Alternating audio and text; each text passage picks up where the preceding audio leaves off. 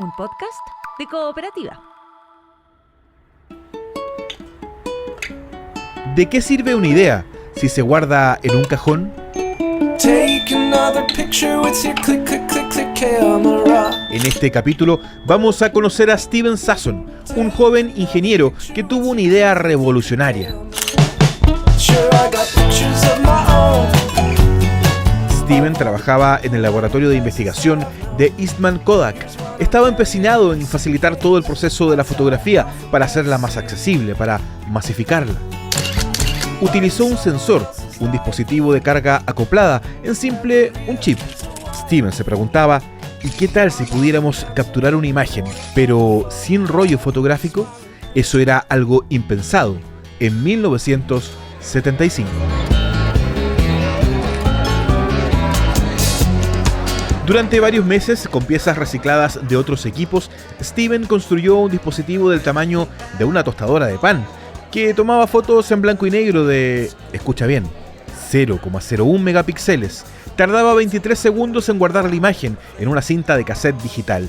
Imagínate, 0,01 megapíxeles en 23 segundos. ¿Qué? Era tosca, era lenta, pero funcionaba.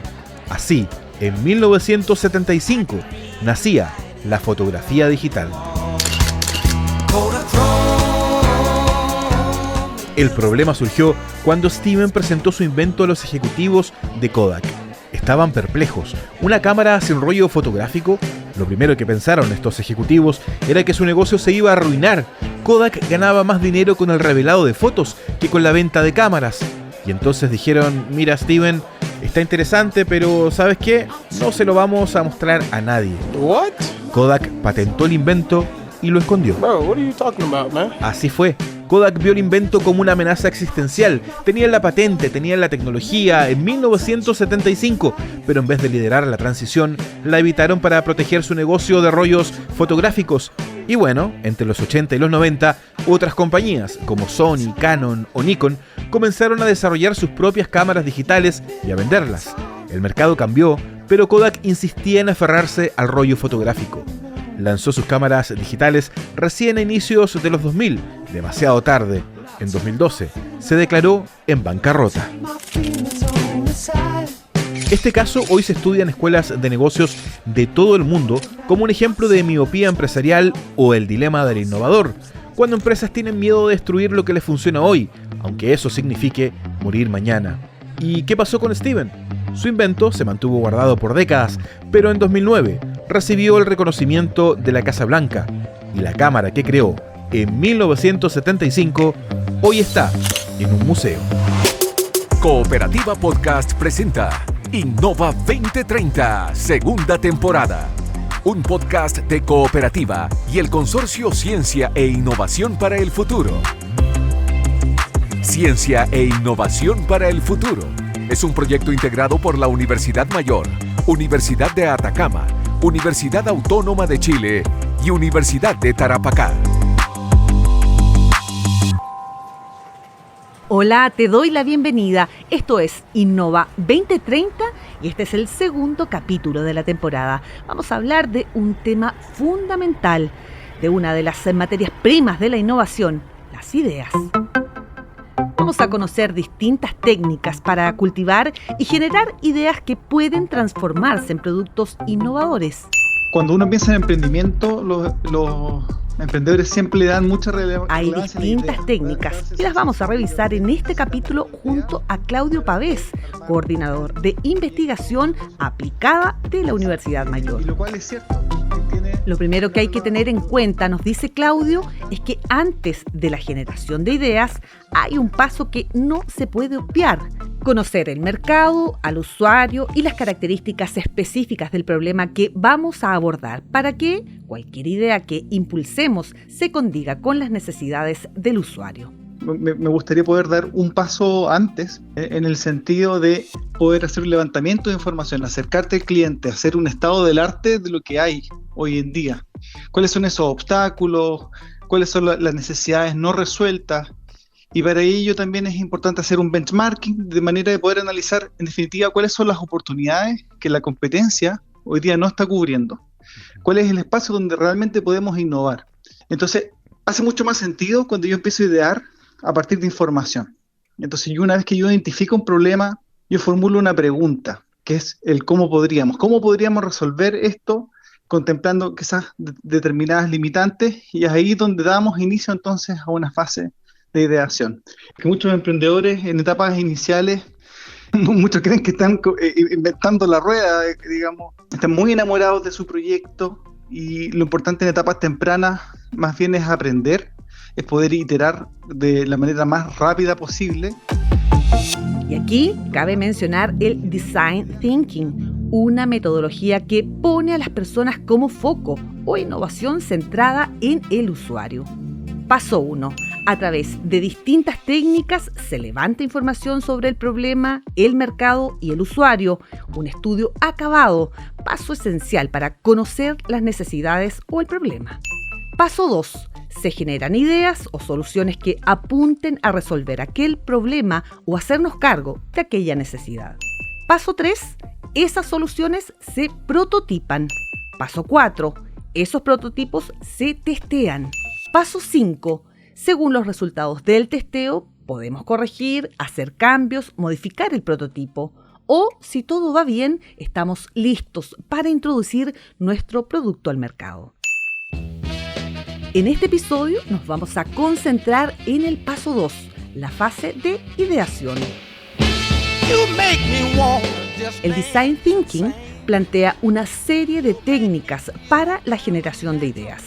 Algunas de las más básicas probablemente las conoces: el brainstorming o lluvia de ideas, o el brainwriting, que es prácticamente lo mismo pero por escrito. Una regla es poder generar un ambiente seguro, es decir, no hay ideas tontas, apostar por la cantidad por sobre la calidad, o cantidad sobre ideas muy definidas. Linus Pauling, por ejemplo, el premio Nobel, decía que la mejor manera de tener una buena idea es tener muchas, y la verdad es que se ve o se ha visto que una idea como realmente diferenciadora o muy creativa requiere aproximadamente 100 ideas. Entonces, por lo general, cuando nos enfrentamos a una problemática y empezamos, por ejemplo, a desarrollar una lluvia de ideas, es muy probable que las 50 primeras ideas sean las que se les ocurra a gran parte de las personas. Entonces, un buen proceso de ideación requiere, sobre todo, cantidad por sobre calidad, y uno puede empezar a construir desde ahí. ¿Has escuchado hablar del Scamper? Se trata de una técnica que transforma algo ya existente con una serie de acciones: sustituir, combinar, adaptar, modificar, poner otros usos, eliminar, reordenar. El propósito de esta técnica es generar nuevas ideas o transformar las existentes, fomentando el pensamiento lateral y la creatividad. Claudio Pavés lo ejemplifica. Es una técnica para, a partir de un producto ya existente, poder generar algo nuevo. El Scamper es finalmente una abreviación de que puedo sustituir, combinar, adaptar, modificar. Por ejemplo, ¿te acuerdas del BlackBerry y la incorporación del iPhone? ¿Cuál fue el principal factor, cierto? Fue la eliminación justamente de los botones. Entonces, esa es una pregunta. Como por ejemplo, cuando tú tienes un producto definido, tú dices, oye, ¿qué pasa si es que hoy día los celulares, como el BlackBerry en ese tiempo, ocupan principalmente los botones? Pero ¿qué pasa si es que eliminamos esto y lo reemplazamos por otra cosa? Entonces ahí uno abre justamente el espacio para poder pensar fuera de la caja.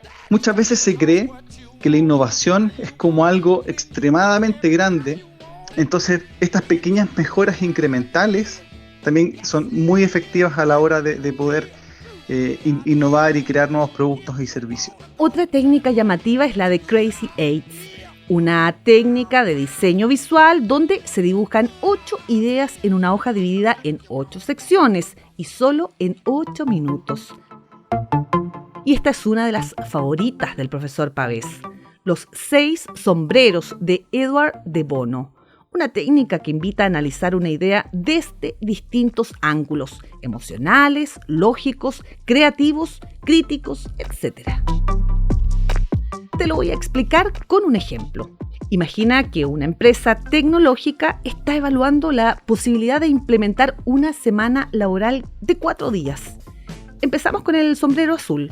El sombrero azul es el que va a dirigir todo el proceso de pensamiento, el que va a organizar este proceso, algo así como el director de orquesta. El sombrero azul dice: Ya, muchachos, vamos a usar los 6 sombreros para analizar la propuesta y empecemos con el sombrero blanco y luego avanzamos con el resto. El sombrero blanco invita a pensar el problema desde la perspectiva más objetiva posible, a través de hechos y datos. El sombrero blanco diría algo así como: La productividad en empresas con semanas laborales de 4 días ha aumentado en un 25% según los estudios y nuestro principal competidor ya implementó esta medida hace 6 meses. El sombrero rojo invita a pensar el problema desde la emoción y la intuición. Pucha, igual me da miedo que los clientes no nos tomen en serio si es que trabajamos menos días. El sombrero negro es analizar el problema desde una mirada negativa y pesimista. ¿Y si los clientes no pueden contactarnos en esos días y finalmente eso afecta a las ventas?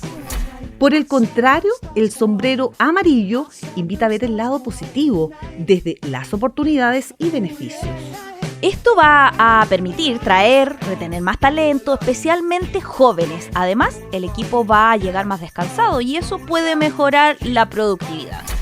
Por último, el sombrero verde invita a pensar el problema afuera de la caja, con propuestas e ideas originales. ¿Y si usamos inteligencia artificial para automatizar tareas durante ese día libre? Finalmente son arquetipos de pensamiento representados a través de distintos colores: el verde, el negro, el blanco, el amarillo. Por ejemplo, el típico sombrero negro es aquel que siempre ve todo de una forma negativa. Y es algo similar a otra técnica que se llama el análisis premortem. Es como si tuviéramos que matar este proyecto antes que nazca. Si que algo podría salir mal. ¿Qué podría ser? Es como eso, tal cual es el sombrero negro. Edward de Bono, el mismo autor que planteó el método de los 6 sombreros, propone otra técnica, una de provocación creativa, es decir, plantea las ideas más absurdas posibles como disparadoras de ideas viables. Por ejemplo, imagina que tienes una cafetería y necesitas aumentar las ventas. Paso 1. Piensa en una idea absurda. ¿Qué tal si en nuestra cafetería el café fuera gratis? Paso 2. Aplica el pensamiento lateral para explorar esa provocación sin juzgarla. Explora qué podría pasar o qué camino podrías tomar si aplicas esa idea absurda. ¿Cómo podríamos ganar dinero si no cobramos el café? ¿Qué otra cosa podemos vender en lugar del café? Así, la provocación creativa puede ayudar a generar ideas fuera de la caja. Muchas veces de las ideas absurdas o extremas surgen múltiples ideas, como por ejemplo, este problema en el 2050, ¿cómo crees que se va a resolver? O si fuese determinada persona o determinado personaje, ¿cómo crees que esa persona resolvería este determinado problema? Como estas. Por ejemplo, también existen otras técnicas, pero hagamos una pausa. Esto es muy importante. Es sabido que las ideas creativas muchas veces llegan en momentos de dispersión, de ocio, cuando menos te lo imaginas, y generalmente decimos: ok, apenas llegue a la oficina voy a empezar a trabajar esa idea. Eso puede ser un grave error, porque desde que llega ese momento de iluminación, todo comienza a diluirse, puedes olvidar detalles. Tenemos tantas cosas en la cabeza que se nos puede escapar parte importante de la idea. Por eso, el autor Tiago Forte propone construir un segundo cerebro. Y lo que pasa es que a veces en el día se nos ocurren muchas cosas. Vemos y conectamos con distintos materiales, sea un podcast, sea algo que yo vi en internet, en una publicidad, algo que yo leí. Vivimos plagados de información, entonces hay muchas ideas que finalmente se pierden. Lo que habla este autor es la importancia de poder registrar todas esas ideas. Y no solo registrarlas, sino también tener un sistema para no solo registrar, sino también para organizar ese contenido, y que cuando yo en mi yo del futuro quiera acceder nuevamente a ese contenido, pueda llegar rápidamente a aquellos elementos específicos que a mí me sirven de lo que me interesó en ese momento. para ello también hay ciertos sistemas, como a mí me gusta mucho Notion, que es básicamente una plataforma, podríamos decir como un Excel con esteroides, donde yo puedo personalizar justamente todo esto y tener un banco de ideas. Y la idea es también simplificar el proceso de encontrar y reconectar con esa información. Espera, tenemos que hablar de Taylor Swift. Tú vas a decir, ¿qué tiene que ver Taylor Swift con esta conversación? Ella tiene un proceso en el cual tiene una caja. En esa caja ella va recopilando distintas cosas, frases, va anotando en su teléfono. En su teléfono y también en una cajita. Entonces, a medida que se le va ocurriendo todo, lo va documentando y después, como tiene todo ese banco de ideas, finalmente va identificando patrones, va hilando cosas, finalmente se va quedando con ciertas cosas de todas esas notas y arma a partir de ello canciones, vivencias, que están muy conectadas con su día a día, pero es parte de su proceso de ideación. Ahí sigo conectándolo con esta idea del segundo cerebro que plantea Tiago Forte. Leonardo Barrientos es abogado. En 2018 fundó junto a un compañero la startup Let's Go. Se trata de un software que automatiza y apoya a pymes y emprendimientos en la gestión de asuntos legales, desde la constitución de empresas a la gestión de contratos, entre otros. Leonardo cuenta que su camino no fue fácil. Cometieron varios errores, pero aprendieron de ellos. El principal, no involucrar al usuario final en el diseño del producto. Y el dolor que identificó en su momento fue algo bien habitual en la industria, que fue, oye, para un montón de empresas y personas está siendo muy costoso trabajar con abogados, ¿cierto? Directamente cada vez que necesito ayuda para mi negocio. Y por ende pensábamos, ¿cierto?, en crear una plataforma que fuera muy fácil y barato, ¿cierto?, de utilizar contratos en esencia. Así partió Let's Go, ¿cierto?, como un repositorio de contratos de todo tipo, cosa que yo pudiera ingresar a Let's Go, comprar el contrato que necesitaba y la misma plataforma me ayudaba a completarlo y dejarlo listo para firmar. La verdad es que no nos fue muy bien los primeros meses. Nosotros lanzamos esta plataforma cuando estuvimos en Startup Chile en ese año, pero sí nos dimos cuenta de que había un espacio grandote en que la empresa, ¿cierto?, sobre todo el mundo pyme, efectivamente le hacía sonido a este discurso Let's Go, ¿cierto?, y lo usaba para la plataforma Let's Go para otras cosas, no solamente para utilizar sus contratos, sino para consultarnos, para pedir ayuda, para armar su empresa. Y ahí fue donde nos dimos cuenta de que este software realmente donde había un dolor más constante eran empresas, en la operación legal de empresas. Las empresas no solamente necesitan ayuda cada cierto tiempo, puede que haya algunas pymes que así lo hagan, pero aquellas empresas que ya tenían cierta operación constante no se debían entrar y salir de una plataforma, sino que necesitan que utilizar esta plataforma constantemente para revisar su asunto legal y tener orden de la empresa. Todo se hace por el software. Entonces tú nunca vas a una oficina de abogado, nunca tomas una llamada con el abogado que no sea todo procesado a través de la plataforma. Este emprendimiento parte en 2018, fue una sociedad, ¿no? Sí, a ver, el Let's Go lo partí con un amigo, ¿cierto?, del colegio, y a medida que fue desarrollándose el negocio, ¿cierto?, fuimos incorporando a los otros 2 socios que terminamos. Hoy en día son 4. Y nosotros cometimos el típico error que hacen las startups. Partía el negocio de tecnología sin tecnólogos. Entonces, a medida que armamos la primera versión, bien a la mala, ¿cierto?, y tratamos de venderla, ¿cierto?, nos dimos cuenta que íbamos necesitando gente con mucho más experiencia desarrollando software, y ahí fue donde subimos a Pepe y a Max, que fueron los 2 socios que terminaron sumándose. A propósito de eso, ¿cómo fue su camino a emprendimiento? Sí, una buena pregunta, y yo creo que probablemente cometimos todos los errores que en general se advierte que no hay que cometer, ¿cierto? Cometimos el típico error que fue programar sin estar hablando con los futuros clientes, ¿cierto? Entonces terminamos lanzando una plataforma que no había sido validada con nadie antes de ser lanzada, y le fue como le fue. Quizás si hubiéramos hecho un trabajo mucho más de investigación, ¿cierto?, te hubiera ahorrado ahí un tiempo. Yo diría que la única gracia que tuvimos es que tras cada fracaso sí reaccionamos relativamente rápido, ¿cierto?, y por ende podíamos iterar, pero efectivamente Let's Go le costó. Su primera versión, que fue más bien pensado en personas naturales, ¿cierto?, nada que ver, ¿cierto?, fueron las empresas las que usaron, ¿no? Luego era una plataforma de pago por uso. Al año nos dimos cuenta que había que transicionar cierto modelo de suscripción.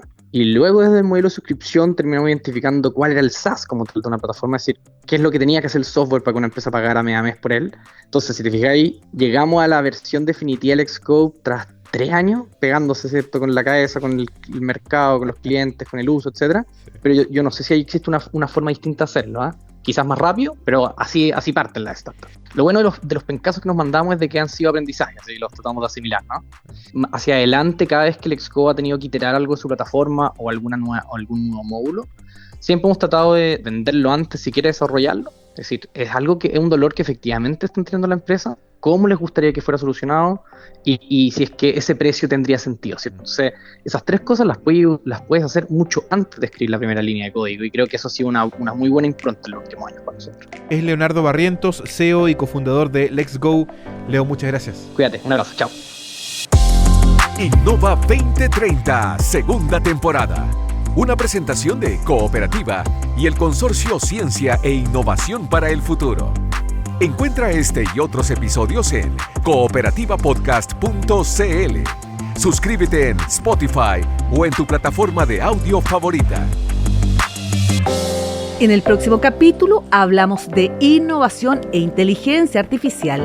Te esperamos. Ciencia e Innovación para el Futuro es un consorcio integrado por la Universidad Mayor, Universidad de Atacama, Universidad Autónoma de Chile y Universidad de Tarapacá.